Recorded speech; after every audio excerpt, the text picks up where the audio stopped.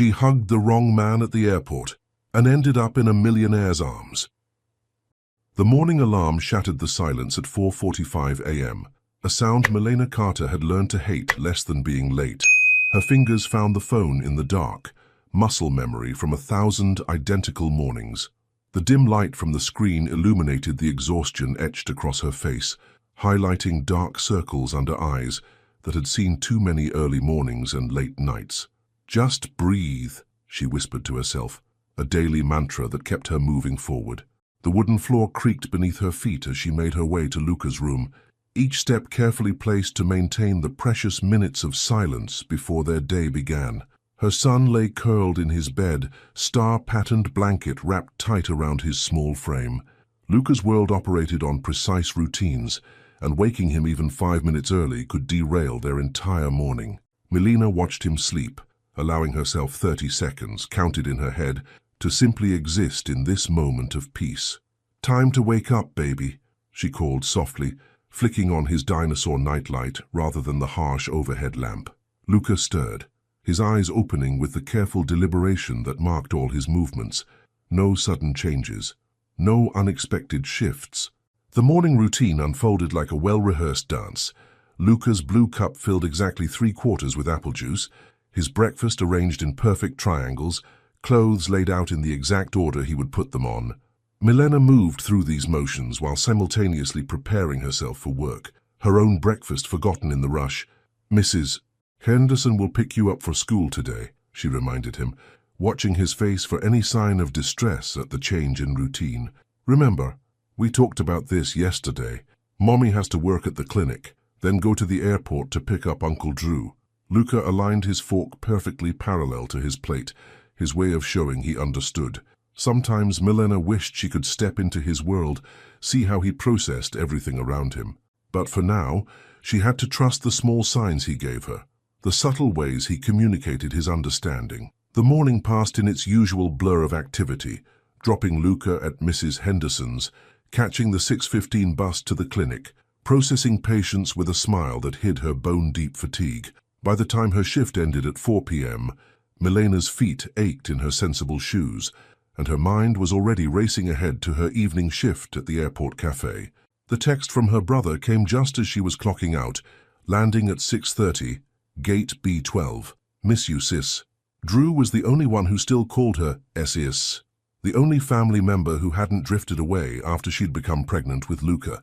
His monthly visits were like oxygen, giving her precious moments to breathe, to remember she wasn't completely alone in this world. The bus ride to the airport was crowded, forcing Milena to stand swaying with each turn as she checked her phone repeatedly. Mrs. Henderson had sent a photo of Luca, methodically arranging his toy cars by color, his way of staying calm when his routine changed. The sight made Milena's heart ache. 6 years of single motherhood had taught her that guilt was a constant companion, as familiar as her own reflection. The airport terminal hummed with its usual chaos. Reunions, departures, lives intersecting in a constant flow of movement. Milena's eyes scanned the crowd, searching for Drew's familiar leather jacket. Her brother always wore the same one, a comfort in the sea of faces that threatened to overwhelm her. Then she saw it, the worn brown leather, the slight tear near the right shoulder that Drew refused to repair. Without thinking, moving on pure emotion and exhaustion, Milena stepped forward and wrapped her arms around him from behind. "You're late," she mumbled into the jacket, inhaling the scent that wasn't quite right, her tired brain taking too long to process the wrongness. The man turned, and Milena's world tilted sharply. Instead of Drew's familiar face, she found herself staring into startled green eyes that definitely did not belong to her brother. The man was taller than Drew, with carefully trimmed facial hair, and an expression that shifted from surprise to something softer, more intrigued. "I don't think I am," he said, his voice warm and tinged with amusement, "though I'm suddenly wishing I was whoever you're waiting for." Mortification crashed over Milena in waves. She stepped back so quickly she nearly stumbled, her professional mask slipping into place like armor. "I'm so sorry," she managed, her voice steady despite the embarrassment burning in her cheeks. "I thought you were my brother."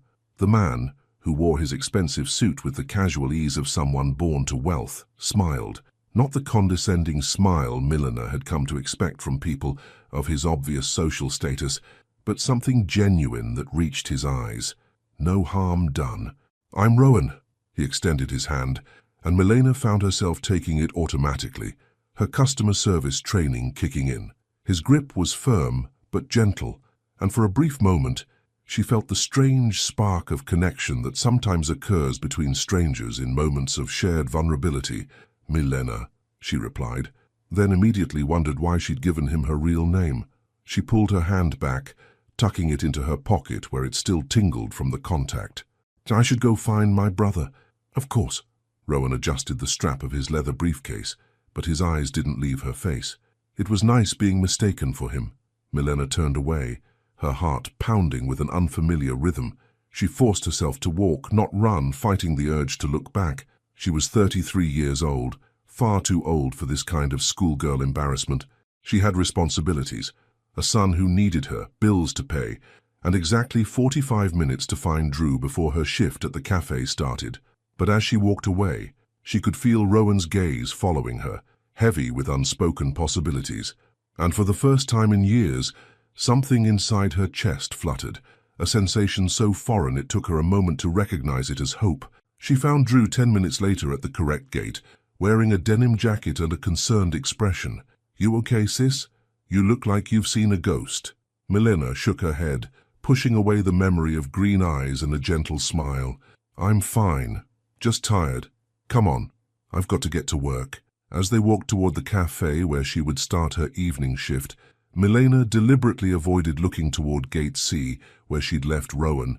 She had learned long ago that some things weren't meant for people like her. Single mothers working 2 jobs, women who counted every penny and still came up short, women who couldn't afford to dream. But that night, as she served coffee to travelers and cleaned tables with mechanical precision, she caught herself looking up every time the door chimed, and each time it wasn't him, she felt a small pang of disappointment that she refused to acknowledge. After all, real life wasn't a fairy tale.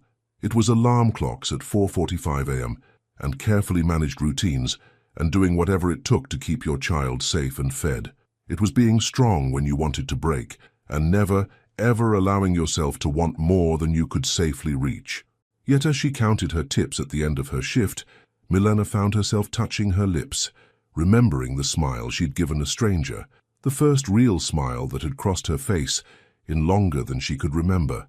And in the quiet of the empty cafe, she allowed herself exactly 30 seconds, counted in her head, to wonder what it might feel like to be held by someone who looked at her the way Rowan had, just before she walked away. Then the 30 seconds ended, and Millionaire Carter did what she always did. She straightened her shoulders, wiped down the counter one last time, and stepped out into the night, ready to face another day of reality. 3 days after the airport incident, the evening rush at Heaven's Cup Cafe brought its usual parade of hurried travelers and delayed flights. Millionaire mechanically wiped down the counter, her movements precise and practiced. The coffee grinder's familiar whir almost drowned out the overhead announcement of another postponed departure. She'd almost convinced herself she'd imagined him. Almost. Until he walked through the door at 8:47 p.m., wearing a grey sweater that probably cost more than her monthly rent, looking decidedly out of place among the tired passengers and their rolling suitcases. Rowan's eyes found hers immediately, as if he'd known exactly where she'd be standing. He'd traded his business suit for casual wear, but nothing could disguise the quiet confidence in his stride. Her heart performed an unauthorized somersault. "Just passing through?" Millionaire asked, her tone carefully professional as he approached the counter. She noticed he'd chosen the exact spot where the overhead light caught his eyes, making them appear almost translucent. "Actually," Rowan replied, a slight smile playing at the corners of his mouth, "I heard this place has the best coffee in the airport. We're the only coffee shop in Terminal C." Then I guess the review was accurate. Despite herself, Millionaire felt a smile threatening to break through her professional mask. She pushed it down, focusing instead on reorganizing the already perfectly aligned sugar packets. "For what can I get you?" "Whatever you recommend." He leaned slightly forward, reading her name tag with an intensity that made her skin tingle. Millionaire. The way he said her name, like he was tasting it, made her fingers fumble with the paper cups. Our house blend is popular with travelers. Perfect. He watched as she worked, her movements quick and efficient. You weren't here yesterday. The comment caught her off guard. She kept her eyes on the coffee stream, measuring its flow.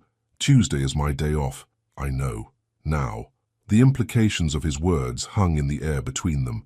He'd come looking for her yesterday, had probably planned his casual appearance, right down to the perfectly rumpled sweater that made him look more approachable, less like the CEO he was. Milena snapped a lid onto his cup with more force than necessary. $4.75. He handed her a 20, their fingers brushing briefly. Keep the change. I don't need. Consider it an apology for yesterday's wasted trip. His smile was disarming, genuine in a way that made her defenses waver. Though technically you owe me an apology too. You did hug me without permission. Heat crept up her neck. Shy, that was a case of mistaken identity. Still the best thing that's happened to me at an airport. He took a sip of coffee, his eyes never leaving hers, including this coffee, which is exactly as average as I expected. A laugh escaped before she could stop it. Then why are you drinking it? Because you made it. The simple honesty in his voice made her breath catch. Behind her, the coffee grinder started up again, filling the silence that stretched between them. Millionaire busied herself with wiping invisible spots off the counter, very aware of his continued presence. My shift ends in 20 minutes, she found herself saying, immediately regretting the words. I know that too. Of course he did. He'd probably timed his appearance precisely, the same way he'd chosen his casual outfit and his disarming smile. Everything about him screamed calculation, yet something in his eyes spoke of genuine interest. I have to get home, she added firmly. I have responsibilities. Let me drive you. I take the bus. I know. I saw you waiting at the stop yesterday. She stilled, looking up at him sharply. Are you stalking me? I'm trying to get to know you, he corrected, his tone serious now. Admittedly, not in the most conventional way, but something tells me you don't have time for conventional. He was right, and that irritated her more than his presumption. Single motherhood had stripped away any chance at normal dating rituals years ago. Between work, Luca's needs, and the constant juggling of bills, her life ran on a precision schedule that left no room for coffee dates or casual flirtation. I have a son, she said abruptly, watching his face carefully. He's 6. He's autistic. My life revolves around his needs. I know. This time, she couldn't hide her surprise. How? You have a photo taped inside your locker door. I saw it when you were getting your apron. He's wearing a blue shirt with planets on it, sitting on a swing. He looks happy. The detail in his observation touched something deep inside her. Most people's eyes glazed over the moment she mentioned Luca's autism, but Rowan had noticed not just her son, but the specific details of a photo glimpsed briefly through a partially open locker door. He likes space, she said softly, especially stars. He draws them everywhere. Tell me more. And somehow, in the quiet lull between customers, Milena found herself talking about Luca, about his careful way of moving through the world, his silent observations, his love of patterns and order. Rowan listened with genuine interest, asking thoughtful questions that showed he was truly engaging with her words. My shift is ending, she said finally, noticing the time with a start. I need to catch the 9:30 bus. Let me drive you home. Before she could protest, he added, no expectations, no pressure, just a ride home on a cold night. She should say no. Every life lesson, every hard-earned piece of wisdom screamed at her to decline, but her feet ached from a double shift, and the thought of waiting in the cold for a bus that might be late made her resolve waver. Just a ride, she said firmly. His answering smile was warm enough to chase away the evening chill. Just a ride. 20 minutes later, Milena found herself in the passenger seat of a car that cost more than she made in a year. The leather seats were heated, the engine barely a whisper as they pulled away from the airport. She gave directions in short, clipped sentences, hyper-aware of the growing distance between this moment and her normal life. Your brother, Rowan said as they waited at a red light. The one you thought I was. Tell me about him. Drew. He visits once a month. Brings Luca small gifts. Nothing expensive, just thoughtful things, Last time, it was a pack of glow-in-the-dark stars for his ceiling. Luca lined them up in perfect rows. You smile differently when you talk about them. What do you mean? Softer, less guarded. He glanced at her briefly. It's beautiful. The compliment landed like a physical touch. Milena turned to look out the window, watching familiar streets pass by. This is my stop, she said, as they approached her apartment complex. Thank you for the ride. Rowan pulled up to the curb but made no move to get out. Will you be working tomorrow night? Yes. Good. He smiled, that disarming smile again. I hear the coffee's terrible, but the company's worth it. Milena got out of the car before she could say something foolish, something that might encourage this impossible thing growing between them. But as she walked toward her building, she heard his window roll down. Milena! She turned, arms wrapped around herself in the cold. Thank you for trusting me with the ride, and with Luca. I know neither was easy for you. She nodded, not trusting her voice, and hurried inside. From her window, she watched his car idle for a moment longer before pulling away, its taillights disappearing into the night. Later, after checking on a sleeping Luca and paying the babysitter, Milena stood in her small bathroom, staring at her reflection. The woman who looked back seemed different somehow, less tired, more alive. Don't, she told her reflection firmly. Don't you dare hope. But as she turned away, she caught herself touching the smile that lingered on her lips, a smile that felt as dangerous as it did wonderful. In her son's room, the glow-in-dark stars cast tiny pinpoints of light on the ceiling, arranged in perfect lines. Milena stood in the doorway, watching Luca's peaceful sleep, and allowed herself to remember the way Rowan had listened when she talked about her son, not with pity or discomfort, but with genuine interest, as if Luca's differences made him more fascinating, not less. Just a ride, she whispered to herself. That's all it was. But even as she said the words, she knew she was lying, because somehow in the space of one evening, Rowan Ellison had managed to slip past her carefully constructed walls and plant a seed of possibility that terrified her. Tomorrow would be Thursday. She would wake at 4:45 a.m. She would make Luca's breakfast, go to work, count every penny, and continue the endless dance of survival that had become her life. But for tonight, just for tonight, she allowed herself to feel the warmth that lingered in her chest, as bright and dangerous as the stars on her son's ceiling. Rain pelted the clinic's windows, turning the Friday morning rush into a blur of umbrellas and squeaking shoes on linoleum. Milena's fingers flew over the keyboard, processing insurance forms with mechanical efficiency, while her mind drifted to last night's conversation in Rowan's car. 3 rides home in 3 days, each one feeling more dangerous than the last. Ms. Carter. She looked up to find Dr. Stevens frowning at her, a chart in his hands. Your son's prescription. You forgot to pick it up yesterday. Reality crashed back like a bucket of cold water. Luca's medication. How could she have forgotten? I'm so sorry. It's okay. The older doctor's expression softened. I know you're working double shifts. I filled it for you. He placed the paper bag on her desk. But Milena, take care of yourself too. She clutched the bag, shame burning in her throat. 7 years of never missing a prescription, never dropping a single ball in the intricate juggling act of her life. Until now. Until a man with kind eyes made her forget, just for a moment, the weight of her responsibilities. Her phone buzzed, a text from Mrs. Henderson. Luca, having difficult morning, won't put on blue sweater. Very upset. Milena's heart clenched. The blue sweater was in the wash. She'd forgotten to run the laundry last night after work. Another ball dropped. She typed back quickly. Check his bottom drawer. Green sweater with silver buttons. Tell him it's like stars in the forest. 3 dots appeared as Mrs. Henderson typed. Long minutes passed before. It worked. He's calm now. Starting breakfast? Milena released a shaky breath, aware of how close they'd come to a full meltdown, all because she'd let herself get distracted by impossible dreams. The morning crawled by in a haze of insurance codes and patient check-ins. During her lunch break, huddled in the small break room, she pulled out her phone to cancel her evening shift at the cafe.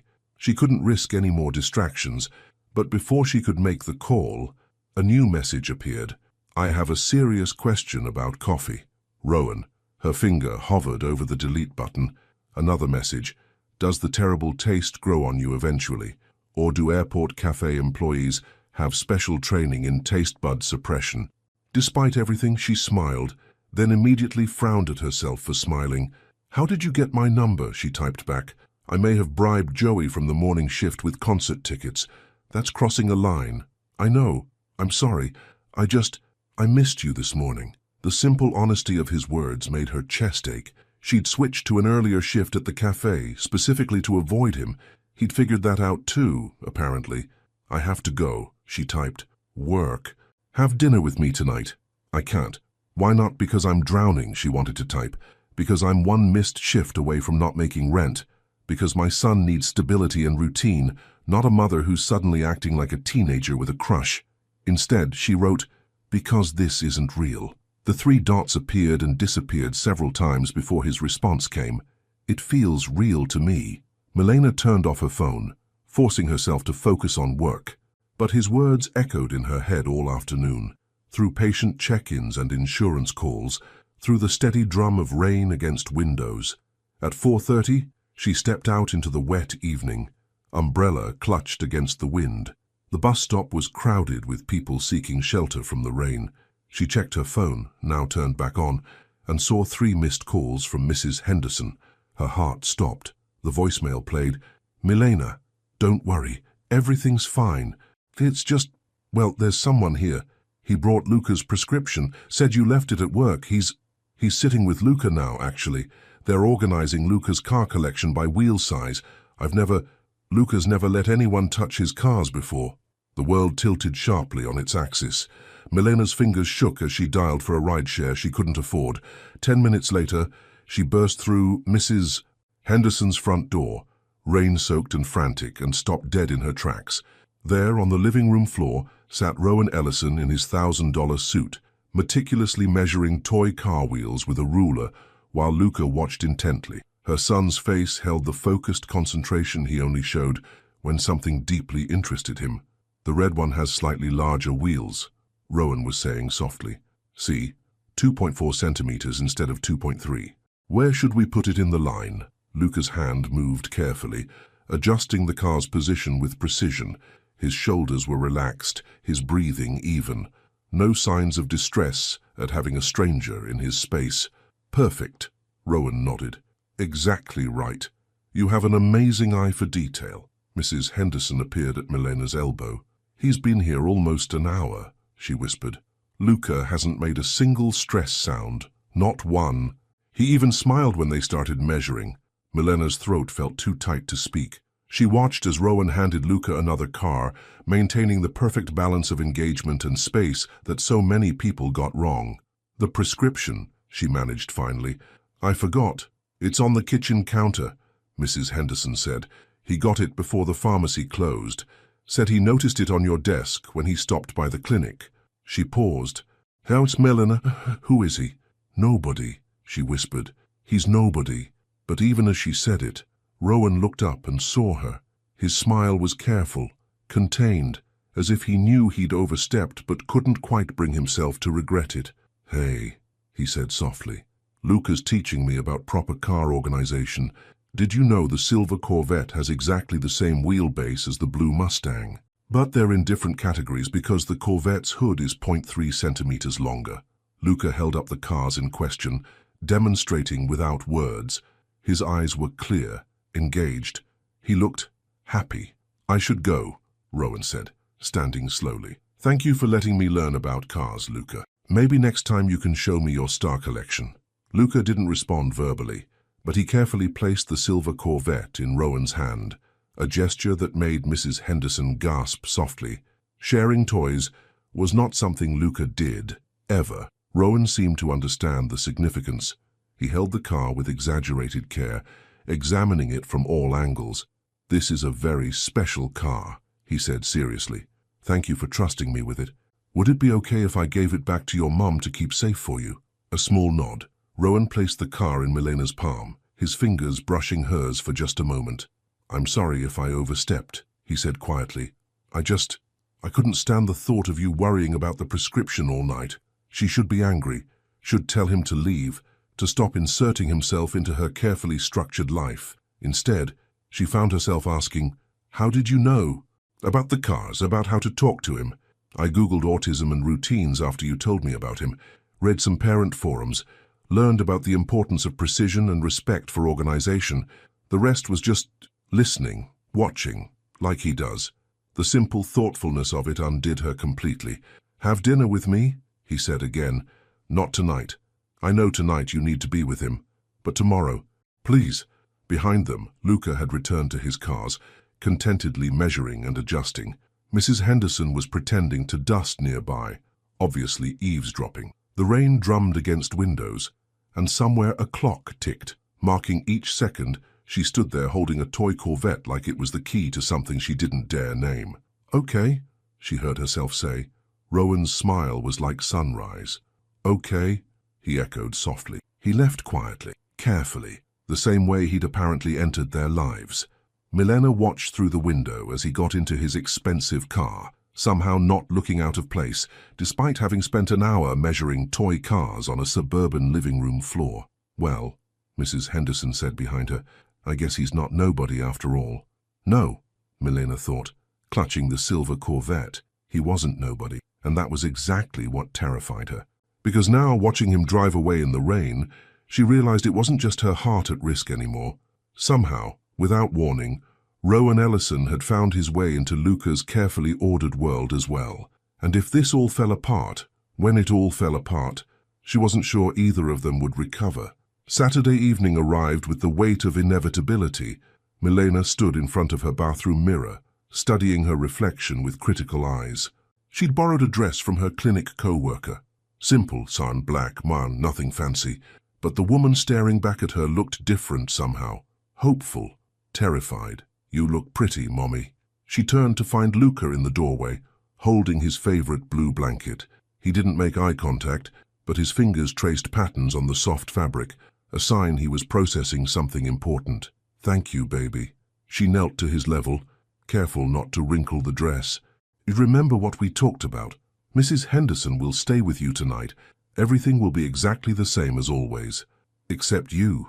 The simple observation hit her like a physical blow. Luca rarely spoke in complete sentences, preferring to communicate through gestures and single words. When he did speak clearly, it usually meant something significant was troubling him. "I'll be back before bedtime," she promised. "We'll still do our star count together." He nodded, but his fingers moved faster on the blanket. "The carman, he knows about wheels." "Yes, he does." His ruler was precise, to the millimeter. Milena's heart squeezed. Of course, that's what had won her son's trust. Rowan's attention to exact measurements, his respect for precision. Would it be okay if he came to visit again sometime? Luca considered this, his head tilted slightly. Either silver Corvette needs remeasuring. The carpet fibers might have altered the wheelbase. A car horn sounded outside, not Rowan's car, but Mrs. Henderson's ancient sedan pulling into the driveway. Milena checked her phone. 6:45 p.m., 15 minutes until Rowan would arrive.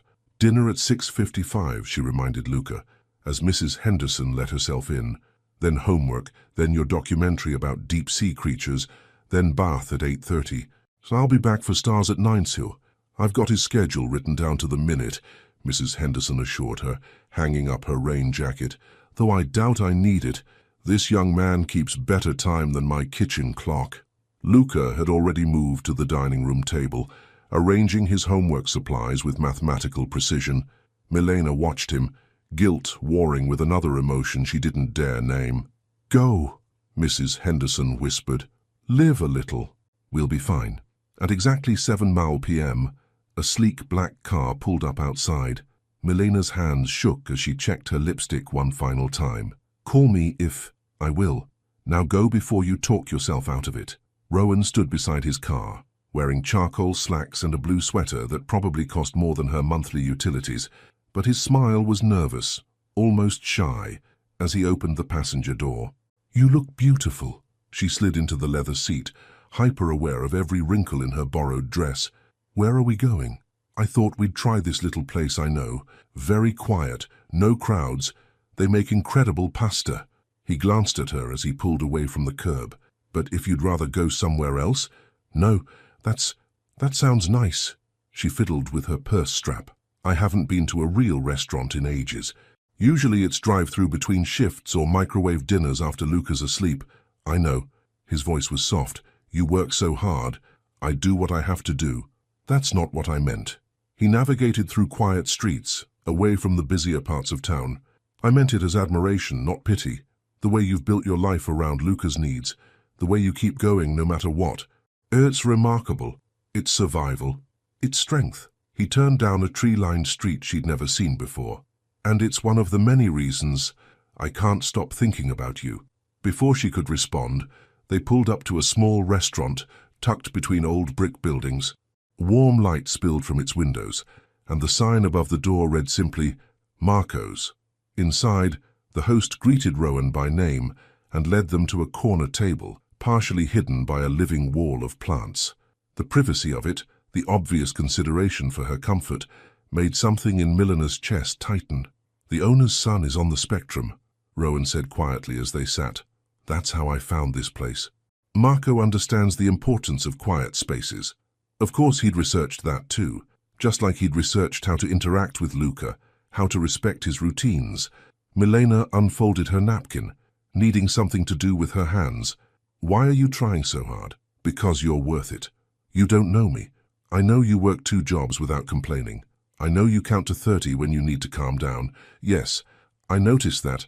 I know you organize sugar packets by color when you're nervous, just like Luca organizes his cars by wheel size. I know you hide your smile behind your hand, like you're afraid to let people see it. He leaned forward slightly. I know you're brilliant at mental math, but pretend not to be because it makes your co-workers uncomfortable. I know you sleep about 4 hours a night, but never let exhaustion affect how you treat people. Stop, she whispered.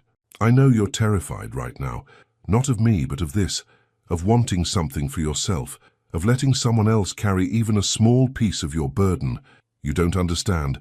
I can't let myself depend on anyone. He shook his head. I'm not asking you to. I'm asking you to let me know you, really know you.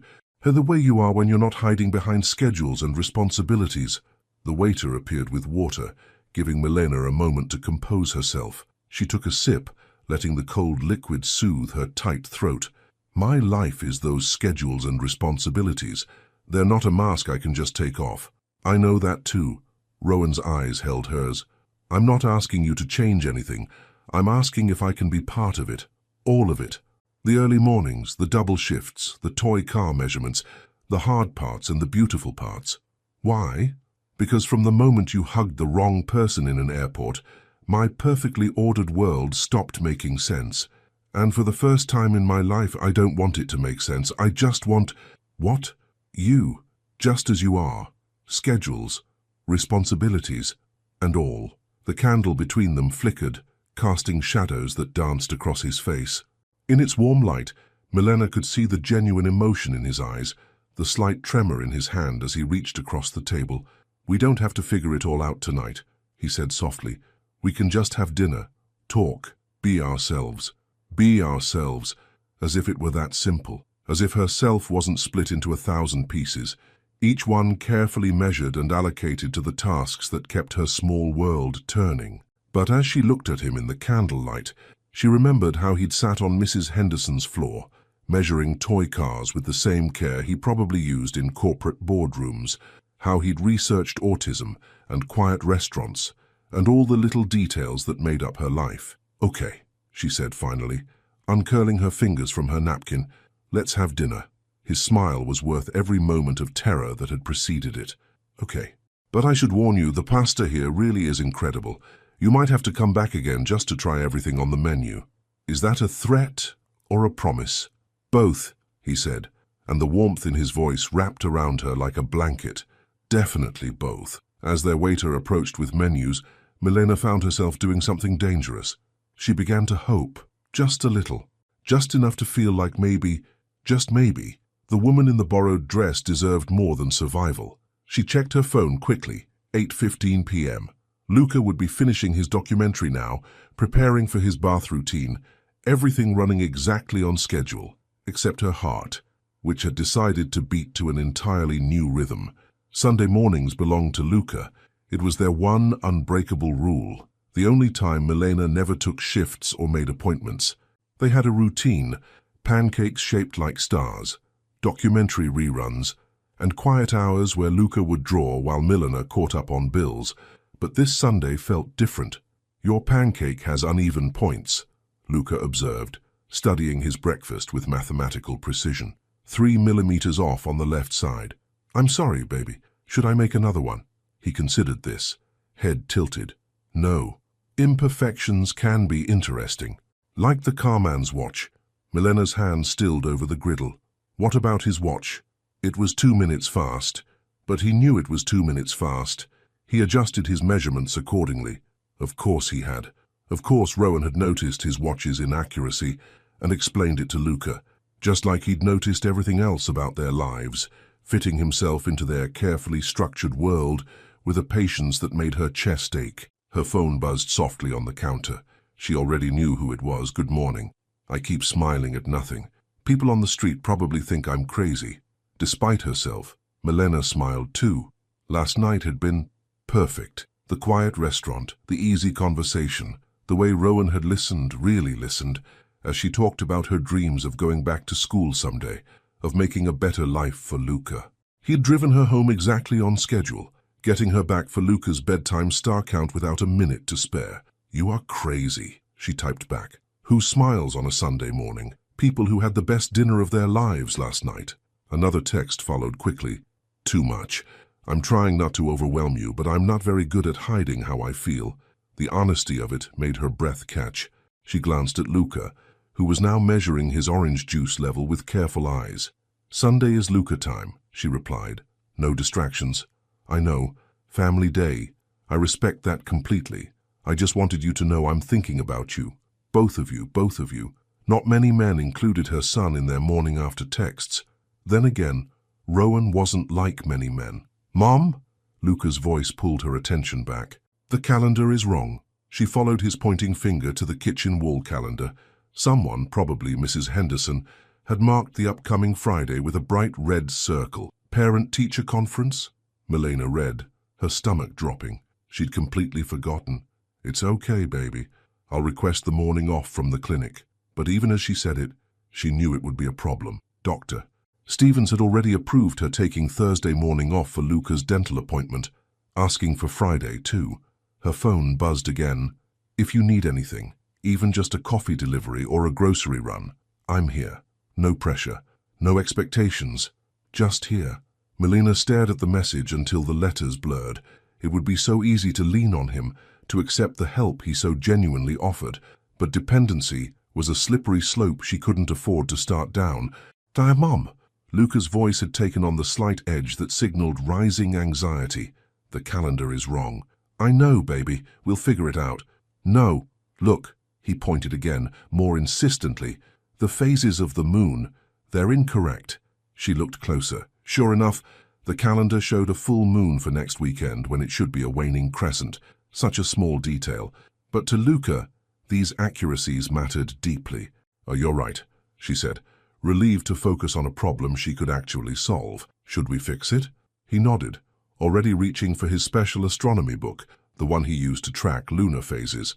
They spent the next hour carefully updating each month, Luca's tension easing as order was restored to his world. If only her own world could be fixed so easily. The rest of the morning passed in their usual Sunday rhythm, but Milena's mind kept drifting to the upcoming week's logistics. She'd have to dip into the emergency fund, again, to cover Mrs. Henderson's extra hours, maybe pick up an extra cafe shift to make up the difference, but that would mean less time with Luca, more disruption to his routine. Her phone lit up with a text from her clinic supervisor. "Schedule change. Dr. Walsh called in sick. Need you to cover Thursday morning, the same time as Luca's dental appointment." The appointment they'd waited 3 months for, with the only pediatric dentist in town who specialized in autistic children. Milena's hands shook as she typed back, "Please, I have my son's appointment. Sorry, no other coverage available. Dr. Stevens is at a conference." She closed her eyes, fighting back tears of frustration. One more impossible choice in a life full of them. Her phone buzzed again. "Rowan, I know it's Sunday family time, but I just drove past the most amazing telescope in a store window. Made me think of Luca. Would it be okay if I sent you a picture? Only if it won't disrupt anything. The thoughtfulness of it, asking permission before even sending a photo, made something inside her crack. Before she could stop herself, she hit the call button. He answered on the first ring. Hey, so I'm sorry if I... Do you really want to be part of this? She interrupted, her voice low so Luca wouldn't hear from the living room. All of it, the hard parts too. Yes. No hesitation, no qualification, just simple truth. I need... She swallowed hard. I need someone to take Luca to the dentist on Thursday morning. Mrs. Henderson can't do it, and I just got called into work, and it's a special appointment we can't reschedule, and... What time? You don't even know if you're free. I'll make myself free. What time? She told him, adding quickly, but you have to understand, he needs exact routine. The appointment is at 10:15. You'd need to pick him up at exactly 9:47 to account for traffic. He'll want to sit in the back seat, left side only. He'll need his blue comfort bag with his headphones and... Milena, his voice was gentle, send me a detailed list. I'll follow it to the letter, I promise. Why are you doing this? Because I meant what I said last night. I want all of it. The schedules, the precise measurements, the hard choices, the beautiful moments, all of it. Through the doorway, she could see Luca in his usual Sunday spot, carefully drawing his weekly star chart. His face held the peaceful focus that came with doing something he loved. The telescope, she said finally. Show me the picture. She could hear Rowan's smile. Actually, what if I brought it by, later, after dinner? Only if it won't disrupt his routine. We could set it up on your balcony, make it part of the bedtime star count. Milena thought of her tiny apartment, so different from the world Rowan came from. Thought of all the reasons she should say no. The star count is at 9, she said instead. Don't be late. I wouldn't dare.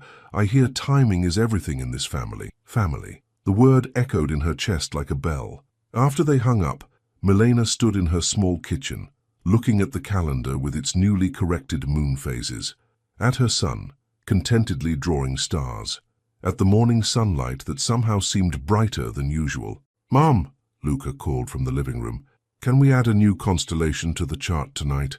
She smiled, feeling the weight of impossible choices lift just a little. Yes, baby, I think tonight would be perfect for that, because maybe, just maybe, there was room in their carefully measured world for one more set of stars. Thursday morning arrived with the weight of 1,000 uncertainties. Milena had been awake since 3 a.m., reviewing the exhaustively detailed instructions she'd written for Rowan. 6 pages, color-coded, with timestamps for every potential scenario. Remember, baby, she knelt before Luca as he finished his precisely portioned breakfast. Today is different. Mr. Rowan will take you to Dr. Mason's office. Luca aligned his fork perfectly parallel to his empty plate. The car man. His ruler is accurate. Yes, he's very careful about measurements. She checked her phone, 9:39 a.m. He'll be here in exactly 8 minutes. 8 minutes is enough time to brush teeth following the correct pattern. Milena smiled, relief flooding her chest at his calm acceptance. The telescope visit on Sunday had helped enormously. Rowan had arrived at exactly 8:57 p.m., the professional-grade telescope carefully packed in his car. He'd let Luca inspect every piece, measuring and cataloging each component while explaining their functions with scientific precision. Her phone buzzed. 5 minutes away. Following the route you mapped exactly. Of course he was. He'd spent 2 hours yesterday driving the route at different times, calculating traffic patterns and potential delays, just like he'd visited the dentist's office in advance, photographing the waiting room so Luca could preview the space. At exactly 9:47 a.m., a soft knock echoed through the apartment. Luca looked up from his toothbrushing routine, eyes focused on the middle distance. 3 knocks, evenly spaced, 0.5 seconds apart. Milena opened the door to find Rowan in casual clothes, the same kind Luca's occupational therapist wore, holding a small bag. I brought something, he said quietly, but only if it won't disrupt his routine. It's a pocket star chart with precise measurements of constellations. I thought it might help during the appointment. The thoughtfulness made her throat tight. You can show him in the car, left back seat. I remember, He held up a printed copy of her instructions. I memorized everything, and I'll text you updates every 15 minutes. I'm sorry about all this. I know you probably had important meetings. Hey, his voice was soft but firm. Nothing is more important than this, than him, than you. Before she could respond, Luca emerged from the bathroom, blue comfort bag clutched to his chest. His eyes darted to Rowan, then away. Hello, Luca, Rowan said, maintaining the precise distance specified in Millionaires' notes. I brought something for you to measure later, if you'd like. But first, we should leave in exactly 2 minutes to maintain our schedule. Luca's shoulders relaxed slightly at the mention of schedules and measurements. He moved toward the door with careful steps, pausing to line up his shoes perfectly before putting them on. Mom, his voice was barely a whisper, you'll be here at 11:43? Yes, baby, I'll be waiting right here. And the stars tonight? Same as always. 9 o'clock? He nodded once, then walked to the car with measured steps, Rowan following at the exact distance Millionaire had specified. She watched from the window as Luca settled into his preferred seat. As Rowan checked the seatbelt with careful attention to pressure and angle, her phone buzzed. We're okay. He's looking at the star chart. Deep breaths, Mama. Millionaire pressed her hand to her mouth, fighting back tears as she watched them drive away. For 6 years, she'd done everything alone. Every doctor's appointment, every meltdown, every small victory and crushing setback. And now, the clinic was busy, but Millionaires' mind kept drifting to her phone, waiting for Rowan's updates. 9:58 a.m. Traffic light at Main Street was red. Adjusted route to maintain schedule. 10:07 a.m. Arrived at parking lot. Luca measuring parking space lines with pocket ruler. 10:13 a.m. In waiting room. Star chart helping with fluorescent lights. 10:22 a.m. Dr. Mason letting him inspect tools before starting. All measurements recorded in his notebook. 10:45 a.m. Cleaning complete. No distress. He's amazing. Millionaire. She was processing insurance forms when the final update came through, accompanied by a photo. Her hands shook as she opened it. There was Luca, sitting in the dentist's chair, actually smiling as he held up a small certificate. Below it, Rowan had written, "First cavity-free checkup." We celebrated by measuring the exact angle of the dentist's chair recline. Relief made her legs weak. She ducked into the break room, needing a moment to compose herself. But before she could, another text arrived. He asked if we could stop at the store to buy a protractor. Said his star charts need more precise angles. I know it's not in the schedule, but... Millionaire stared at the message, understanding the weight of what he was really asking. Any deviation from routine could trigger anxiety, could spiral into a meltdown, but Luca had asked, had actually verbalized a want. That alone was huge. "What does your gut tell you?" she typed back. He's calm, focused. The star chart kept him grounded through the appointment. I think he feels safe. Safe. The word every special needs parent dreams of hearing. Okay, she replied, but no more than 15 minutes in the store. Already mapped the shortest route to the checkout counter. We'll be home by 11:43. She returned to her desk, trying to focus on work, but her mind kept drifting to the image of her son, smiling in that dentist's chair, of Rowan Vegason who measured parking spaces and memorized schedules, and understood that love sometimes looked like precise angles and carefully counted seconds. At exactly 11:41 a.m., she heard familiar footsteps in the hallway. 2 sets, one careful and measured, one slightly longer, but deliberately matched to the first. "Mom," Luca's voice held an excitement she rarely heard. "We found a protractor with digital display, accurate to 0.01 degrees. She turned to find them in the doorway.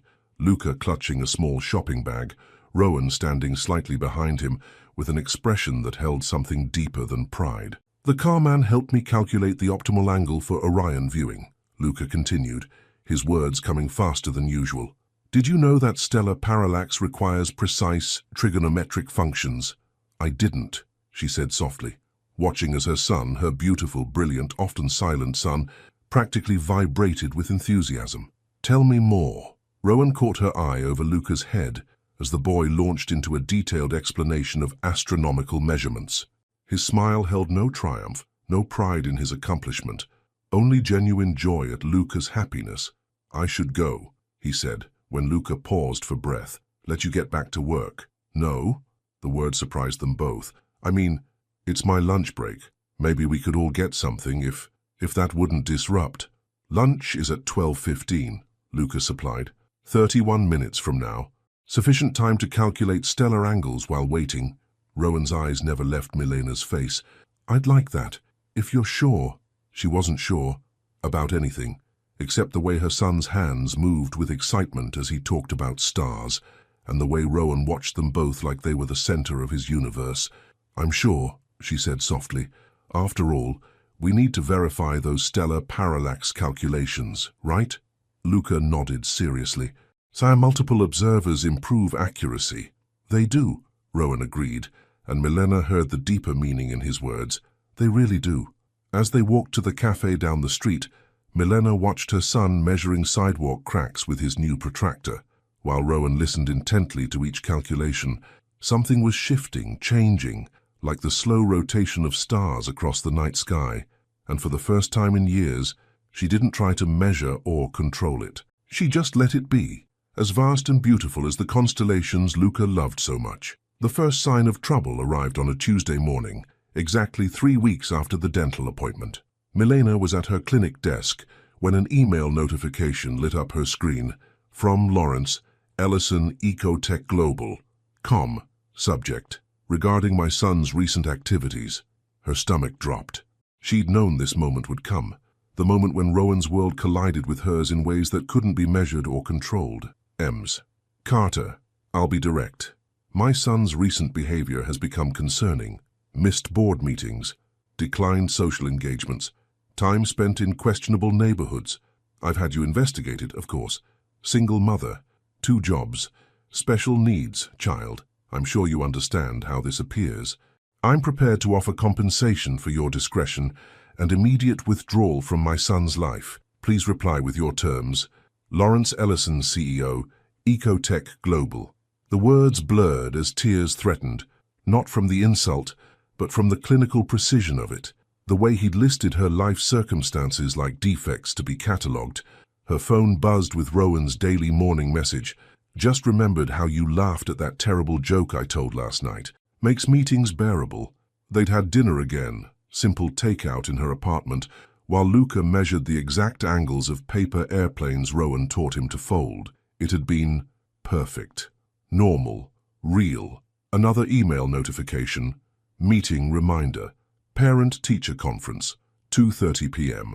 Reality crashed back. She still hadn't found coverage for her clinic shift. Dr. Stevens was sympathetic but firm. They were short-staffed, and she'd already taken too much time off recently. Her phone lit up again. "Everything okay? You usually send a laughing emoji to mock my jokes by now." Milena stared at the message, then at the email from Rowan's father. The contrast between them made her chest ache. "Can't talk now," she typed back. "Work." She turned off her phone, unable to bear his response. The morning crawled by in a haze of insurance forms and appointment scheduling. At lunch, she checked her messages. "Miss you already. Found a new constellation chart Luca might like. Everything all right? You seem distant. Milena." And then, sent just minutes ago, "I'm worried. Please talk to me." She was composing a reply when Dr. Stevens appeared at her desk. "Milena, there's someone here to see you." Her heart stopped as she looked up, expecting Rowan. Instead, she found herself facing an elegantly dressed woman in her 50s, her silver hair swept into a perfect chignon. "Ms. Carter." The woman's smile was practiced, professional. "I'm Regina Ellison, Rowan's mother. Might we speak privately?" The break room felt smaller than usual, its fluorescent lights harsh against Regina's expensive jewelry. She declined the offered chair, preferring to stand with perfect posture. "I'll be brief," Regina said, her voice soft but steel-edged. "You seem like a sensible woman. You must understand this. Dalliance cannot continue." Milena forced herself to meet the older woman's eyes. "With all due respect, that's between Rowan and me." "Is it?" Regina's perfectly manicured fingers traced the edge of a nearby table. "Tell me, how does your son handle change? Disruption to his routine? What happens when this inevitably ends badly?" The question hit like a physical blow, because of course she'd thought about it. Of course she'd lain awake at night, terrified of what would happen to Luca when, not if, this fell apart. Rowan is a good man, Regina continued, almost gently. He means well, but he's lived a certain way his entire life. Board meetings, charity galas, social obligations. Do you really see yourself fitting into that world? More importantly, do you see your son surviving in it? You don't know anything about my son. I know he's autistic. I know routine is crucial for him. I know any disruption to his carefully ordered world could be devastating. She paused. I also know about the parent-teacher conference you're missing today, the one Rowan offered to attend in your place. Milena's head snapped up. How did you— We have resources, Ms. Carter. We protect our own. Regina's voice softened marginally. You seem like a good mother. You've built a stable life for your son. Why risk destabilizing it for a relationship that can't possibly last? Before Milena could respond, her phone buzzed. A text from Mrs. Henderson. Luca, very anxious about conference. Keeps checking clock. Need response about who's attending. Reality crashed in like a wave. In all the morning's chaos, she hadn't confirmed with Rowan about the conference, hadn't responded to his messages, hadn't done anything except let her carefully structured world start to unravel. Think about it, Regina said, moving toward the door. For everyone's sake. She left Milena standing in the break room, clutching her phone like a lifeline. Another message appeared. Rowan again. Just say the word, and I'll handle the conference. Already cleared my schedule. Trust me with this, please. Trust. Such a small word for such an impossible thing. Her fingers shook as she typed, I can't. I'm sorry. I just can't. She turned off her phone before his response came through. Then she did something she'd never done in 6 years of single motherhood. She broke down at work. Dr. Stevens found her 10 minutes later, still trying to pull herself together. One look at her face and he sighed. Go. What? Go to your son's conference. Family comes first. We'll manage. But you said— I know what I said. I also know that sometimes being a good boss means knowing when to break your own rules. He smiled kindly. Besides, you haven't taken a sick day in 3 years. Consider this one earned. Milena grabbed her purse with trembling hands. Thank you. I'll make up the hours. Go, he repeated firmly. Take care of your boy. She practically ran to her car, turning her phone back on as she started the engine. Messages flooded in. From Mrs. Henderson. Luca getting very anxious. Please advise. From Rowan. I don't know what happened, but I'm here. Whatever you need. From Rowan's father.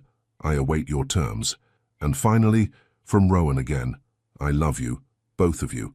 Whatever's wrong, we'll figure it out together. Just let me in, love. Another small word for an impossible thing. She pulled into the school parking lot at 2:27 p.m., her heart pounding. Through the window, she could see Luca sitting in the conference room with his teacher, meticulously arranging and rearranging a set of pencils on the table. And there, in the parking space next to hers, was a familiar black car.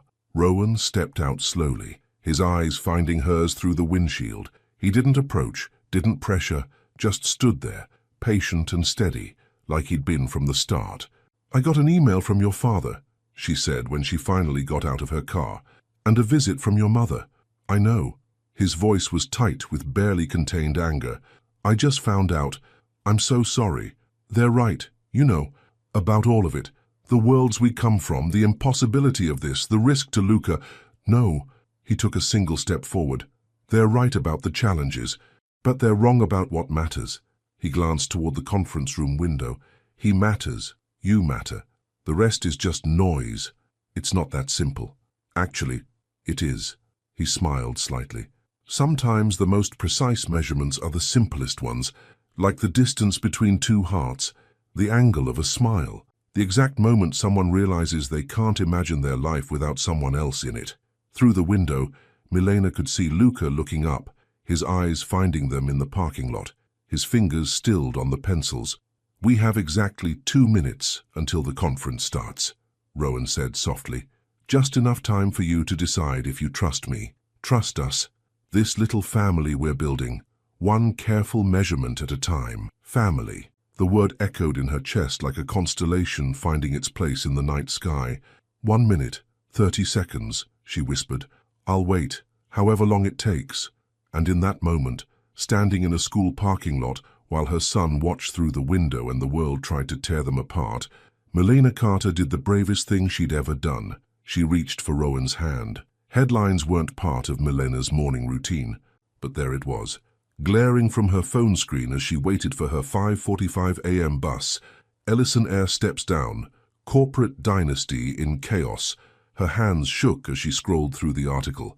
Words jumped out like accusations. Unprecedented, family tension, mysterious personal matters, stock prices dropping. You shouldn't read those. She looked up to find Rowan beside her at the bus stop, 2 coffee cups in hand. Steam rose from them in the early morning chill. "What are you doing here?" "Bringing you coffee." He handed her a cup. "And making sure you don't spiral into guilt over things that aren't your fault. You resigned from your family's company."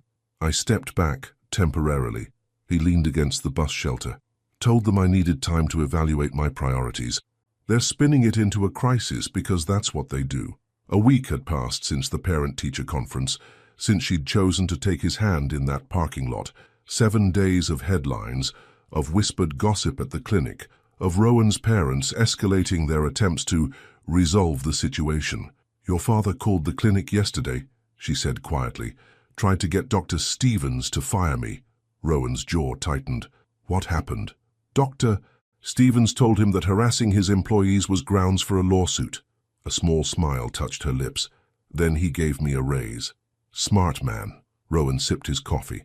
"Unlike my father, who seems determined to prove exactly why I needed to step back." The 5:45 bus appeared at the corner, right on schedule.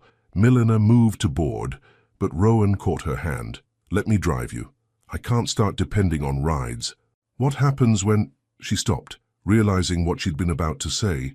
"When what?" His voice was gentle. "When I leave, when this falls apart. Is that what you're worried about?" Before she could respond, her phone buzzed with a text from Mrs. Henderson. "Luca asking about dinner schedule. Need to confirm changes." Right, dinner. Because somehow, without any formal discussion, Rowan had become a regular part of their evening routine. 3 nights a week, he'd arrive at exactly 6:15 p.m. with groceries and his well-worn briefcase full of star charts and mathematical puzzles for Luca. "I should stick to the bus," she said finally. "Keep things stable." "Okay." No argument, no pressure, just acceptance. "I'll see you at 6:15. She nodded, boarding the bus with a strange ache in her chest. Through the window, she watched him stand there, still holding his coffee, until the bus turned the corner. The clinic was unusually busy, filled with flu season casualties and insurance renewals. Millionaire processed paperwork mechanically, trying not to notice the way some patients whispered when they saw her, how they'd clearly connected her to the headlines. At lunch, she found an envelope on her desk. Inside was a check for an amount that made her dizzy, along with a note in elegant handwriting. "Let's make this simple. Name your price. We all want what's best for Luca, don't we? Regina Ellison." Millionaire stared at the check until the numbers blurred.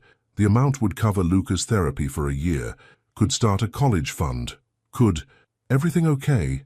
She looked up to find Dr. Stevens in the doorway, his kind face concerned. She held up the check helplessly. "I don't know what to do." He sat in the chair across from her desk. "Want to know what I think? Please. I think you're scared. Not of them, but of hoping, of believing you deserve something good." He smiled gently. "I've watched you for 3 years, Millionaire, working doubles, never complaining, building a life for your son brick by brick. But lately you smile more, you stand straighter. And Luca, he's talking to other patients in the waiting room, actually talking. That's what terrifies me," she whispered. "What if it all goes away? What if it doesn't?" Her phone buzzed, a text from Rowan. "Just had an idea for tonight's star measurement project. Think Luca might be ready to learn about parallax equations." Attached was a photo of carefully drawn diagrams, mathematical formulas broken down into simple steps. He'd clearly spent his morning preparing this, even with his company in chaos and his family in revolt. "You know, Doctor," Stevens said, watching her face soften as she looked at the photo, "sometimes the bravest thing we can do is let ourselves be happy." Another text appeared, Also, made reservations at that quiet Italian place you liked. Saturday night. Mrs. H already agreed to watch Luca. Say yes. I don't know how to do this, Milena admitted. How to trust it. Sure you do. Dr. Stevens stood, patting her shoulder. Try one careful measurement at a time. The rest of the day passed in a blur of patience and paperwork. At exactly 6:13 p.m., Milena arrived home to find Rowan already in her parking lot, leaning against his car with grocery bags at his feet. You're early, she said. Actually, I've been here since 6:05, waiting to be exactly on time. He smiled that smile that still made her heart skip. I didn't want to disrupt the schedule. Something about that, about this powerful man deliberately waiting in a parking lot to maintain her son's routine, made her reach for the envelope in her purse. Your mother left this for me. She handed him the check. Quite generous, isn't it? Rowan looked at the amount, his jaw tightening, but before he could speak, the sound of running feet interrupted them. Mom! Come on! Luca's voice carried across the parking lot as he burst out of Mrs. Henderson's apartment. It's 6:14! Time for parallax equations! They turned to find him hurrying toward them, his movements still careful, but energized with excitement. He clutched his special notebook and calculator, ready for the evening's lessons. Look what I brought, Rowan said, reaching into one of the grocery bags. Special grid paper for plotting stellar coordinates. And I thought we could make space-themed pizza while we work on the math, with precisely measured toppings, Luca asked hopefully. Is there any other way? Milena watched them head inside, Luca already launching into a detailed explanation of his latest astronomical calculations. The envelope with the check was still in her hand. Looking down at it, she suddenly knew exactly what to do. Later that night, after Luca was asleep and Rowan had gone home, Milena sat at her small kitchen table and composed an email. Dear Mrs. Ellison, thank you for your generous offer. You're right. We all want what's best for Luca. That's why I'm returning your check. You see, my son is teaching me something important. The most valuable measurements aren't the ones we make with money. They're the ones we make with our hearts. Sincerely, Milena Carter. She hit send before she could second-guess herself. Then she opened her phone's camera roll, looking at the photos from dinner. Luca and Rowan bent over mathematical formulas, pizza abandoned as they lost themselves in calculations. Her son's face alive with joy, Rowan's eyes soft with love for them both. Some things, she was learning, couldn't be measured in dollars or social status or corporate dynasties. Some things could only be measured in moments like these, in carefully counted seconds, in the angle of a smile, in the quiet space between heartbeats where love took root and grew. Her phone lit up with one last message from Rowan. Thank you for tonight, for everything, for showing me what really matters. She looked at the empty envelope on her table, then at the message glowing on her screen, at the star charts scattered across her counter, and the pizza crumbs that would need to be cleaned up before morning. And for the first time, she didn't feel the need to measure or calculate or control what was happening. She just let herself feel it, all of it. Thank you, she typed back, for teaching us that love doesn't always need precise measurements. His response came instantly, but it helps when you have a good ruler and a better heart. Milena smiled, touching the words on her screen, because maybe that was the real measurement that mattered. Not the distance between their worlds, but the way their hearts had learned to beat in sync, creating a rhythm as steady and true as the stars Luca loved to count. The invitation arrived on heavy cream cardstock, delivered to Milena's clinic desk by personal courier. Gold lettering caught the fluorescent light as she opened the envelope. You are cordially invited to attend the annual Ecotech Global Charity Gala tonight at 7 p.m., the Grand Maxwell Hotel. A handwritten note was paperclipped to the corner in Rowan's distinctive script. I know it's last minute. I know it's not our usual routine, but I need you there. Both of you. Please. Milena's hands trembled. Tonight was Thursday, pizza and star charts night. Luca had been talking about it all week, excited to show Rowan his new constellation calculations. Her phone buzzed. Before you say no, I've thought it through. The hotel has a private observation deck. Luca can set up his telescope there, better view than your balcony. And the kitchen agreed to make his pizza exactly the way he likes it. Please trust me with this. Another text followed quickly. It's time to stop hiding. To show my family and the whole board exactly why I stepped down, what really matters. Everything okay? She looked up to find Dr. Stevens watching her with concern. Rowan wants us to attend the corporate gala tonight. She showed him the invitation. His father's making a big announcement, something about the future of the company. Ah, Dr. Stevens sat on the edge of her desk. And you're scared, terrified. She traced the gold lettering with one finger. Luca doesn't do well with crowds, or changes, or having his whole world shift. Yeah, he smiled gently. Like he did when Rowan first came into your lives. Sometimes the scariest changes turn out to be the best ones. Her phone lit up again. Mrs. Henderson this time. Luca's teacher called. He spoke up in class today. Actually raised his hand and explained parallax to the whole room. Attached was a photo. Luca at the whiteboard, carefully drawing the same stellar diagrams Rowan had taught him. His face held the focused excitement they were seeing more and more lately. Go, Dr. Stevens said softly. Take the afternoon off. Get ready. Face whatever's coming. But the Anderson file will be here tomorrow. He squeezed her shoulder. Some things are more important than paperwork. 2 hours later, Milena stood in her bedroom, staring at her reflection. The dress had arrived shortly after the invitation, a deep blue silk that reminded her of the night sky. It fit perfectly, of course. Rowan would have made sure of that. Mom, Luca's voice drew her attention to the doorway. The angular displacement is incorrect. She turned to find him frowning at her dress. Huh? What do you mean, baby? The hem. He pointed with precise movements. It's 0.3 degrees off horizontal. The carman wouldn't like that. A laugh bubbled up in her throat. Of course, her son would notice the slightest imperfection in measurement. Should we fix it? He nodded seriously, already reaching for his ruler. They spent the next 15 minutes adjusting the hem while Luca calculated exact angles. By the time Mrs. Henderson arrived to help them get ready, the dress was mathematically perfect. Look what else came, Mrs. Henderson said, holding up a garment bag. Inside was a small suit in Luca's favorite shade of blue, with subtle silver pinstripes that caught the light like stars. The measurements are exact, Luca observed, inspecting the seams, like the carman's rulers. Yes, baby, exactly like that. A text lit up her phone. Car will be there at 6:45. Everything's ready on the observation deck. You can do this, we can do this. At exactly 6:45, a sleek black car pulled up outside, but instead of a driver, it was Rowan who stepped out, wearing a tuxedo that made Milena's breath catch. The angles of your collar are precise, Luca informed him seriously. I measured them specially. Rowan knelt to Luca's level. I have something for you.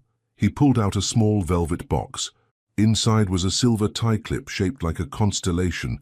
It's Orion, your favorite. Luca's fingers traced the pattern with careful movements. The distances between stars are astronomically accurate. Of course they are. Rowan's voice was soft. I would never give you incorrect measurements. Something about those words, about the way he understood exactly what mattered to her son, made Milena's eyes fill with tears. Hey, he said, standing to face her. We don't have to do this. Yes, she whispered. We do. The drive to the hotel was quiet, filled with the soft sounds of Luca measuring his tie clip with a pocket ruler. Milena watched the city lights blur past, each one bringing them closer to a world she'd never thought she'd enter. There will be cameras, Rowan said finally. Reporters. My father's probably planned some kind of public statement. I know. We can still turn around. She reached for his hand.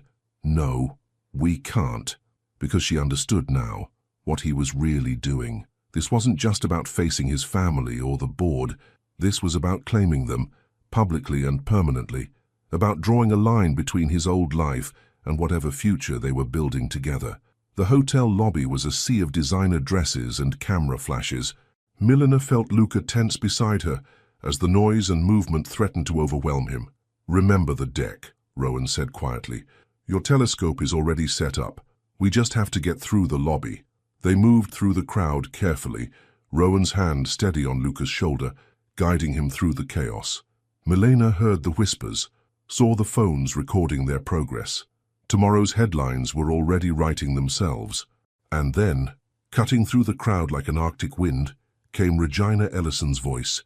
"Rowan, a word." They turned to find his parents approaching, his mother elegant in diamonds, his father's face tight with barely controlled anger. "Not now," Rowan said firmly. "Yes, now." Lawrence Ellison stepped forward. "Before you completely destroy everything we've built, everything you were meant to be." Luca's hands began to move faster, tracking invisible patterns in the air, his first sign of distress. Milena started to reach for him, but Rowan was already there, kneeling again to meet her son's eyes. "Hey," he said softly. "Want to know a secret about this room?" Luca's fingers stilled slightly. "Look up." Rowan pointed to the grand chandelier. "See how the crystals are arranged. It's the same pattern as the Pleiades cluster.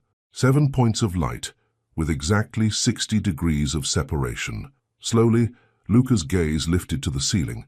His breathing steadied as he began to calculate angles, finding order in the chaos. "This is exactly what we mean," Regina hissed. "You're the heir to a corporate empire, and you're on your knees talking about star patterns." "No," Rowan said, still focused on Luca. "I'm on my knees talking to my family." The word fell like a stone into silence. Around them, phones recorded every moment, every word. "You don't mean that," Lawrence said quietly. "You can't."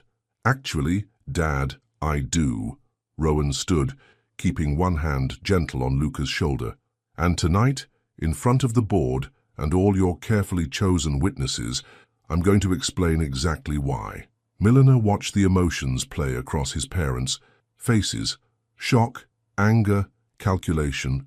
She saw the moment they realized how many phones were recording, how public this confrontation had become. "Perhaps," Regina said finally, her social mask slipping back into place, "we should continue this discussion privately." "No," Rowan's voice was firm. "No more private discussions, no more negotiations, no more trying to buy or threaten what matters most to me." He looked at Milena, then at Luca, who was still calculating chandelier angles. "This is my family now, my future, my choice." Lawrence stepped forward, his voice low and dangerous. "If you do this, if you throw away everything we've built, don't expect to ever come back." "I'm not throwing anything away," Rowan smiled slightly. "I'm building something better, something real." He squeezed Luca's shoulder gently. "Ready to see your telescope, buddy?" Luca nodded, his calculations complete. "The chandelier is 0.02 degrees off center.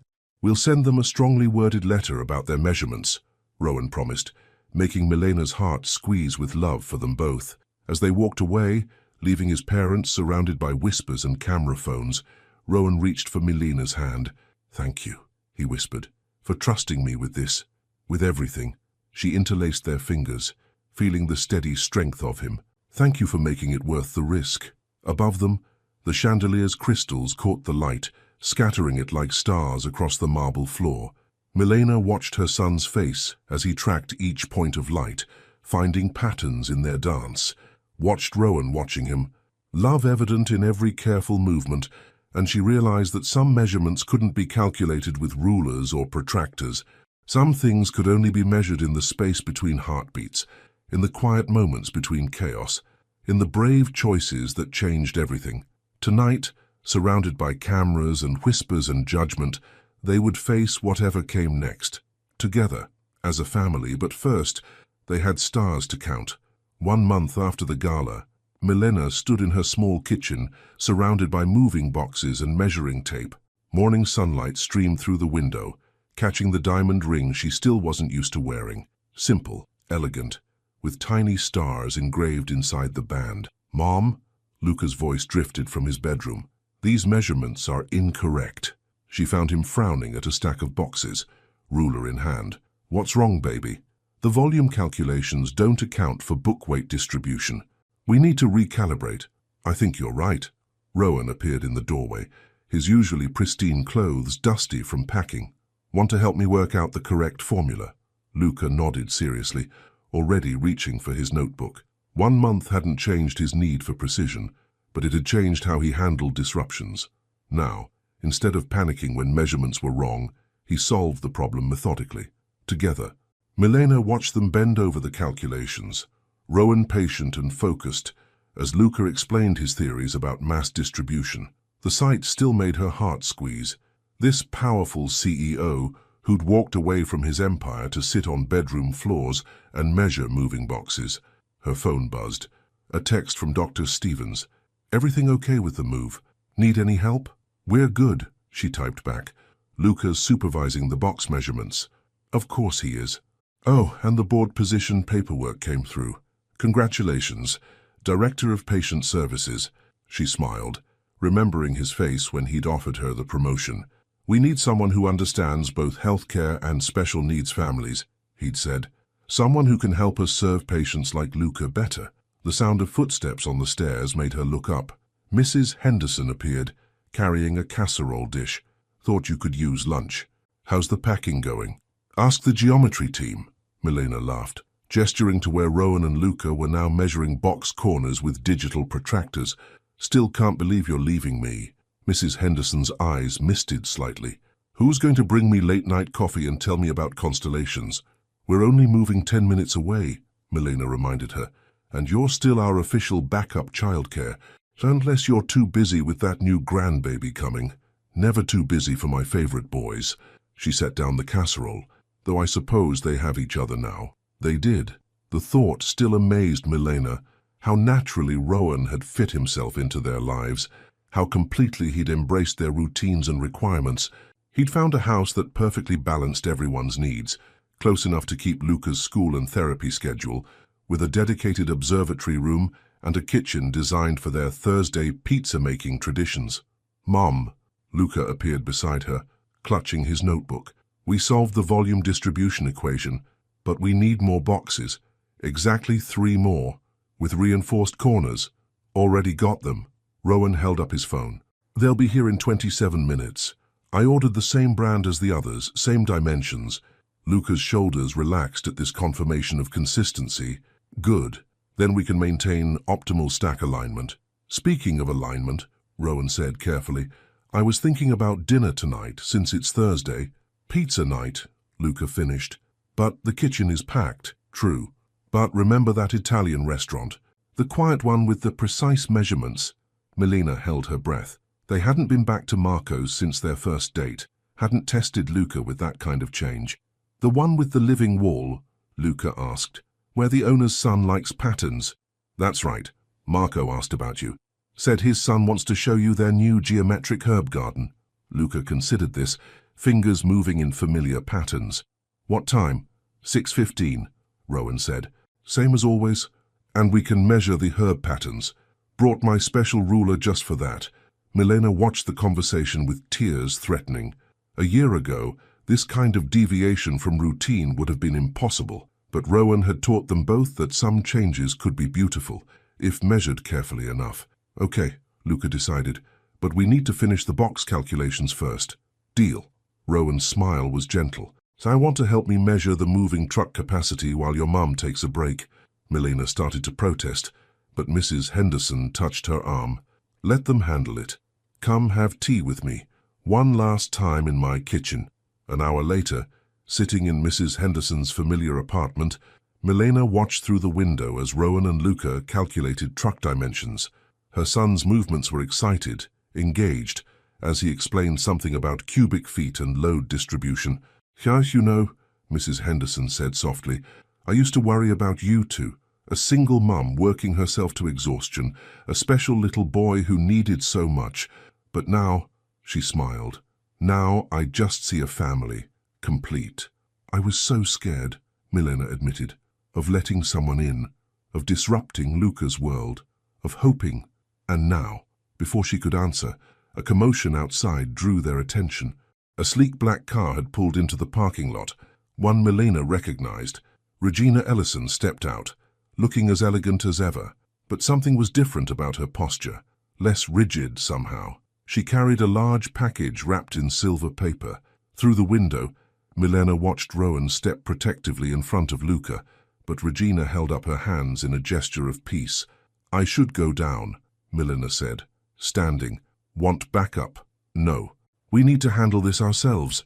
By the time she reached the parking lot, Regina was speaking softly to Rowan while Luca continued his measurements, carefully ignoring the disruption. "Understand if you don't want it. Regina was saying, "but when I saw it, I thought of him." She held out the package. Rowan took it warily, then called, "Hey, buddy, want to help me measure something?" Luca looked up, assessed the situation, then approached with his ruler ready. Together, they carefully unwrapped the package to reveal a professional-grade telescope, smaller than Rowan's, but with incredibly precise digital controls. "It's calibrated to 0.001 degree accuracy," Regina said quietly. I did some research about astronomy and autism and family." Luca was already examining the telescope's mechanisms, his fingers moving over the controls with familiar precision. "Just the declination adjustment is exact," he announced, "like Carman's rulers. I'm not asking for forgiveness," Regina said, watching him, "or even acceptance. I wanted you to know I'm trying to understand." Milena saw the emotion cross Rowan's face, hope warring with caution, love battling hurt. Before he could respond, Luca spoke again. "The angle is wrong." They all turned to him. "What angle, baby?" Milena asked, her shoulders too tense, like the chandelier that night, 0.02 degrees off. A startled laugh escaped Regina, perhaps her first real laugh in years. "He's right.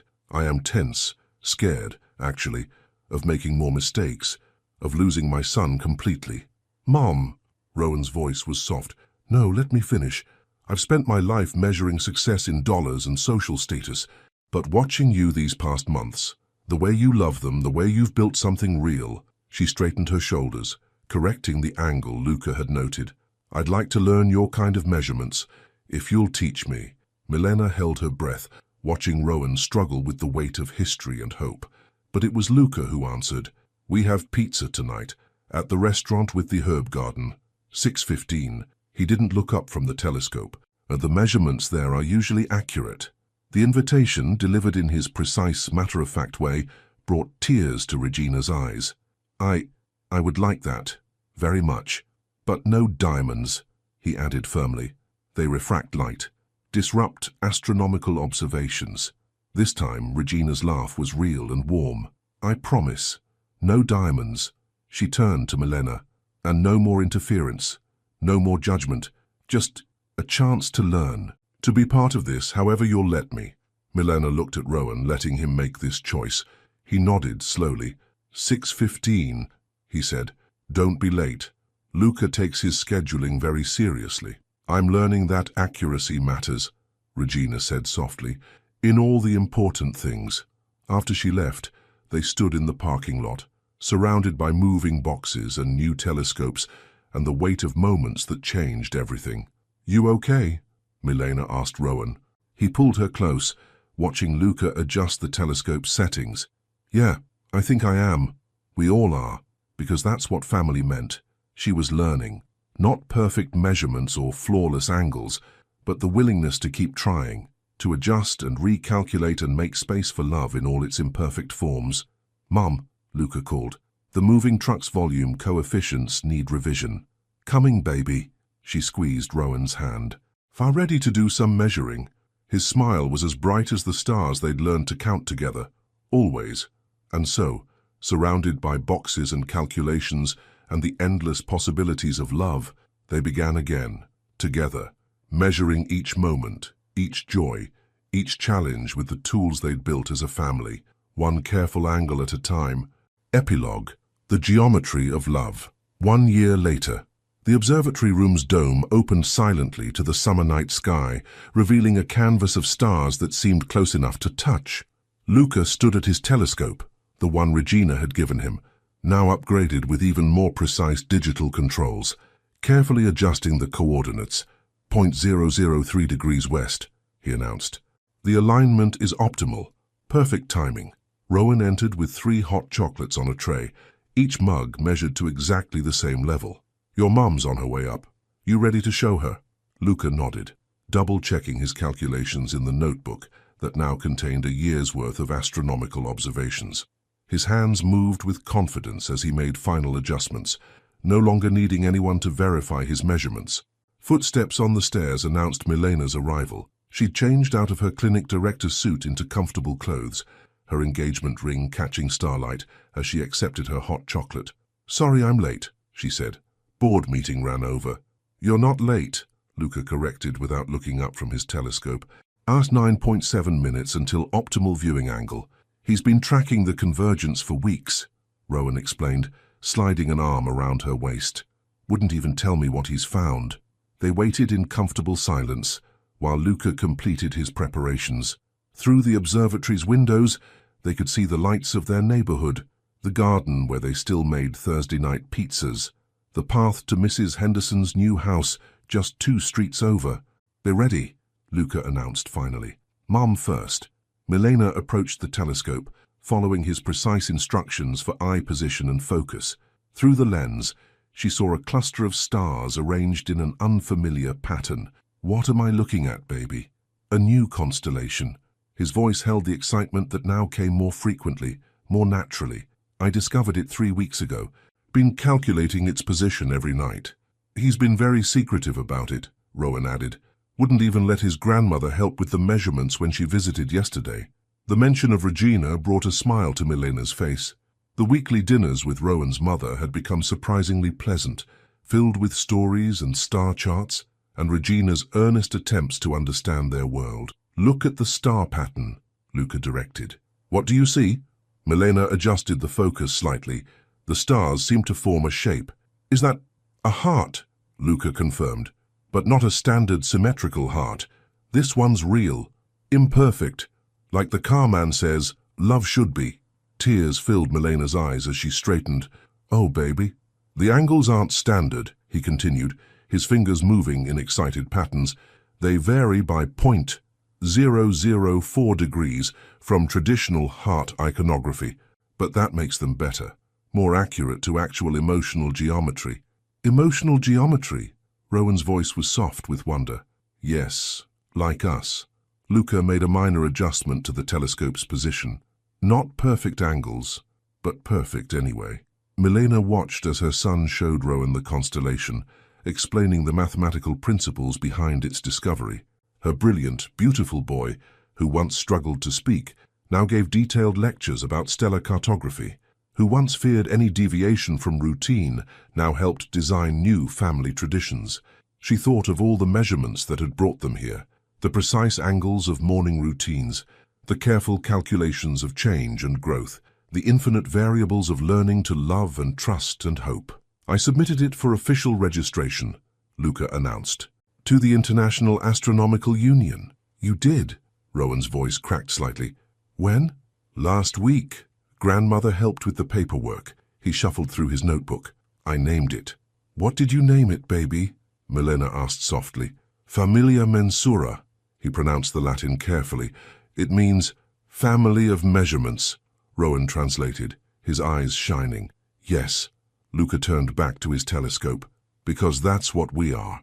Different angles, different calculations, but making patterns together." Milena felt Rowan's arms slide around her as they watched their son map his stars. Through the dome's opening, the night sky stretched endless and beautiful, full of new constellations waiting to be discovered. 0.004 degrees, she whispered, leaning into her husband's embrace. The variance he mentioned, in the heart's angles." She smiled. "It turns out love doesn't need perfect measurements after all." "No," Rowan agreed softly, watching Luca add another precise note to his calculations. "But it helps to have someone who knows how to measure what matters." Above them, the stars of Familia Mensura glittered like diamonds in the velvet sky, a testament to the geometry of their love, the mathematics of their family, the precise calculations that had brought them all home. Not to the perfect life they'd once imagined, to the beautifully imperfect one they'd built together, measured in love, infinite degrees of joy. Your opinion matters. What did you learn from this story? Have you ever had to measure love in unexpected ways? Share your thoughts in the comments below. Your participation in the channel is very important. Please leave your opinion in the comments. Thank you so much for watching until the end. If you enjoyed this story, don't forget to subscribe to the channel, leave a like, and comment your thoughts. Your participation is very important to us. See you next time.